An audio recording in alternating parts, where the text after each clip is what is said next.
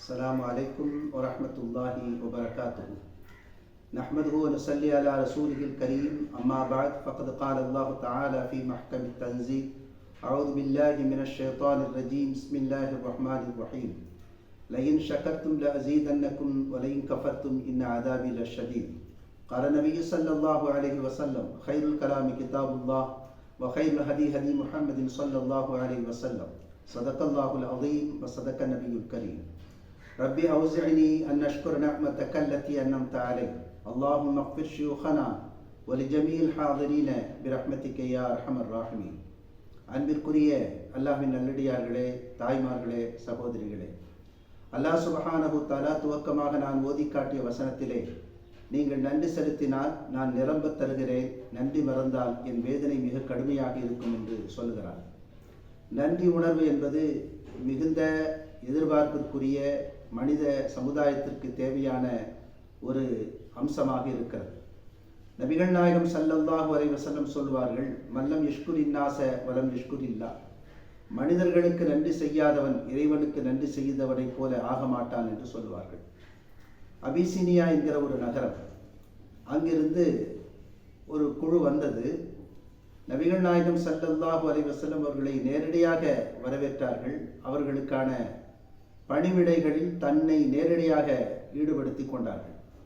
நபி ஸல்லல்லாஹு அலைஹி வஸல்லம் கட்டளையிட்டால் செய்து முடிப்பதற்கு பல்வேறு தோழர்கள் இருக்கும் நிலையிலே நபியே நேரடியாக களத்தில் இறங்கி அந்த அபிசீனிய மக்களுடைய தேவைகளை நிறைவு செய்ததற்கான காரணம் என்ன என்று கேட்டபோது நபிகள் நாயகம் ஸல்லல்லாஹு அலைஹி வஸல்லம் சொன்னார்கள்: ஒரு நேரத்திலே இங்கே மார்க்கத்தை பின்பற்றுவதற்கு மிகுந்த சிரமம் ஏற்பட்ட போது என்னுடைய மக்கள் அபிசீனியாவிற்கு சென்றார்கள். அப்போது அங்கிருக்கிற அரசரும் மக்களும் மிகுந்த மரியாதையோடு நடத்தினார்கள். அவர்களுக்கு நன்றி செலுத்துவதற்காகத்தான் இப்போது அந்த நகரத்தில் இருந்து வந்த மக்களை நான் கண்ணியப்படுத்துவேன் என்று சொன்னார்.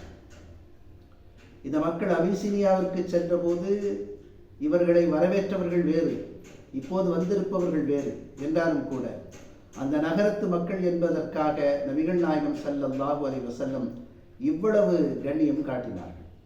அதுபோல நபிகள் நாயகம் ஸல்லல்லாஹு அலைஹி வஸல்லம் மஸ்ஜிதாக இருக்கக்கூடிய மஸ்ஜித் நபவியை விரிவுபடுத்தும் போது பல்வேறு சஹாபாக்களுடைய வழித்தடங்கள் அடைக்கப்பட்டது.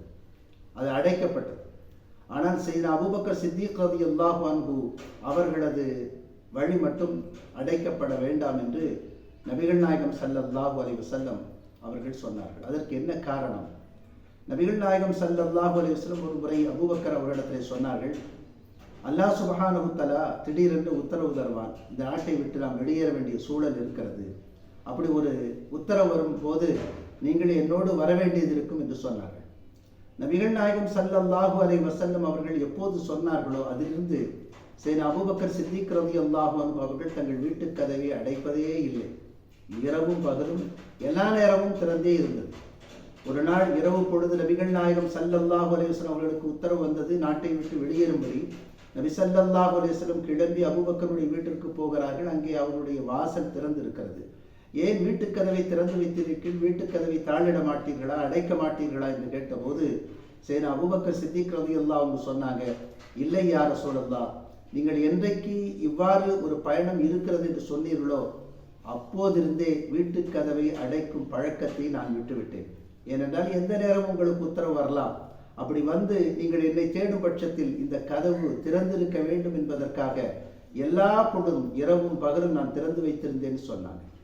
எனக்காக அந்த கதவை திறந்து வைத்திருந்த காரணத்தினாலே இப்போது அவர் பள்ளிக்கு வருவதற்காக அவருக்கான வாசலை நான் திறந்து வைக்கிறேன் என்று சொல்லி நபிகள் நாயகம் ஸல்லல்லாஹு அலைஹி வஸல்லம் மஸ்ஜிது நபவியை விரிவுபடுத்தும் போது மீதி இருக்கிற எல்லா சஹாபாக்களுடைய வழிகளை அடைத்த போது சையதுனா அபூபக்கர் சித்திக் ரலியல்லாஹு அன்ஹுடைய வாசலை மட்டும் அடைக்காமல் நன்றிக்காக விட்டு வைத்தார்கள்.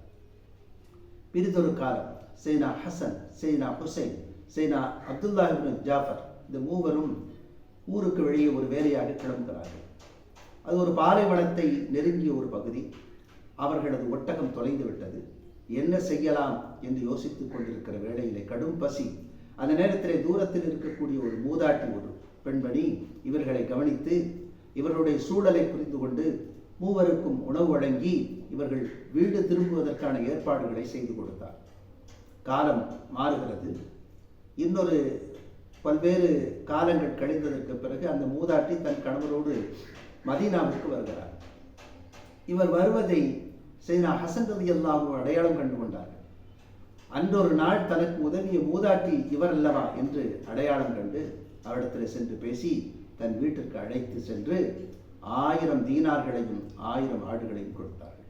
கொடுத்தது மட்டுமல்ல, தன்னுடைய தமையன் சையதுனா ஹுசைன் அவரிடத்தில் அனுப்பி வைத்தார்கள். அவரும் இதுபோல 1000 ஆடுகளும் 1000 தீனார்களும் கொடுத்து அனுப்பினார். அவர் கேட்டார், நீங்கள் யாரை சந்தித்து வருகிறீர்கள்? நான் ஹசன் அவர்களை சந்தித்து வருகிறேன். அப்படியானால் நீங்கள் அப்துல்லா இப்னு ஜாஃபர் இடத்திலே செல்லுங்கள் என்று சொன்னார். அப்துல்லா இப்னு ஜாஃபர் இடத்திலே சென்ற போது அவர்கள் 2000 தீனார்களும் 2000 ஆடுகளையும் கொடுத்து அனுப்பினார்கள். என்றோ நடந்த ஒரு உதவிக்கு பகரமாக ஜஸாக்கல்லா என்று ஒற்றை வார்த்தையோடு அவர்கள் கடந்து விடவில்லை. காலம் கடந்ததற்கு பிறகும் கூட அந்த உதவியை எண்ணி அவருக்கு வேண்டிய அளவிற்கு திரும்ப நன்றி உபகாரத்தோடு நடந்தார்கள். நபியும் நடந்தார்கள், நபியினுடைய வாரிசுகளான அந்த தோழர்களும் நடந்தார்கள் என்கிற இந்த நிகழ்வு நமக்கு மிக பெரும் படிப்பினையை தருகிறது. வாழ்க்கையிலே என்றைக்காவது யாரிடம் இருந்தாவது நாம் உதவியை பெற்றால் திரும்ப அவர்களுக்கு பகரம் செலுத்த வேண்டும். நபிகள் நாயகம் ஸல்லல்லாஹு அலைஹி வஸல்லம் சொன்னார்கள், திரும்ப செலுத்துவதற்கு உங்களிடத்தில் எதுவும் இல்லாவிட்டால் ஜஸாக்கல்லாஹு கைரன் என்று சொல்லுங்கள். அதுதான் நன்றி அறிதலில் நன்றி செலுத்துவதில் மிகச் சிறந்த வார்த்தையாக இருக்கும் என்று நபிகள் நாயகம் ஸல்லல்லாஹு அலைஹி வஸல்லம் சொன்னார்கள். எனவே அந்த அடிப்படையிலே நாம் வாழும் காலகட்டத்திலே யாரிடமிருந்தாவது உதவியை பெற்றால் அவர்களுக்கு திரும்ப அதைவிட பன்மடங்காக நன்றி செலுத்தக்கூடியவர்களாக மாற வேண்டும். அல்லாஹ் சுப்ஹானஹு வ தஆலா நன்றி உணர்வு மிக்க மனிதர்களாக நம்மை ஆக்கி அருள் புரிவானாக. ஆமீன். வாஹிரு தஅவானா அனில் ஹம்துலில்லாஹி ரப்பில் ஆலமீன்.